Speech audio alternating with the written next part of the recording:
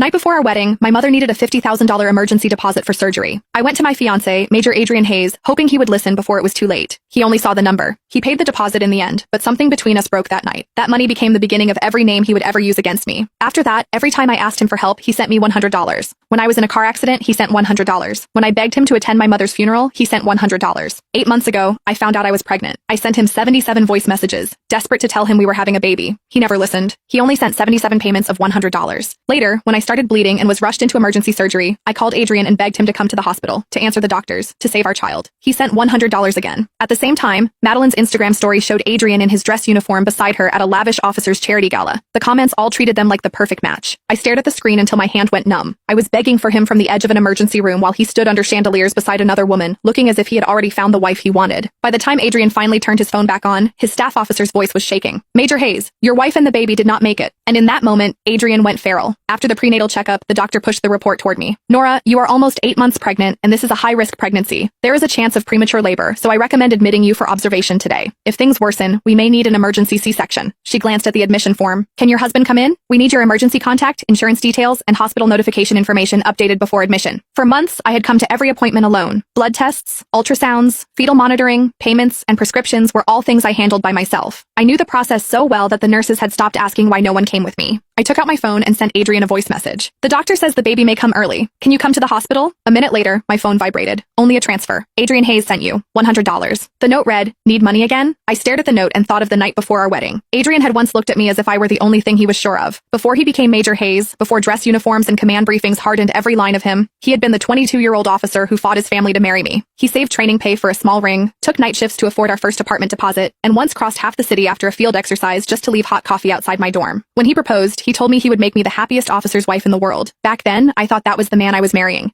Later, I went to his apartment with my mother's hospital bill in my hand. I had not even finished explaining before he saw the amount. "My mother needs surgery tonight," I said. "Please, just listen to me first." Adrian did not take the bill. "So they were right. My parents said you came after me for money, and Madeline said you would ask for it sooner or later." He looked at the paper in my hand as if it were something filthy. I did not believe them. "Not until you brought a $50,000 bill to me the night before our wedding." I tried to explain, but he was already looking at me like a stranger. "Did you think I could not walk away now that the wedding is tomorrow?" He left the apartment that night without listening. Before I could decide what to do, Madeline sent me to Harlan Price, a donor at the Meridian Hotel who helped military families. I went because I had no other choice. Price caught my wrist in the public lounge and tried to lead me toward the elevators. Adrian arrived before I could pull free, but he did not ask why I was there. An hour later, the hospital called to say the deposit had been paid from his account. That should have saved whatever was left between us. Instead, it became the proof he never stopped holding against me. The money got my mother into surgery. It did not keep her alive.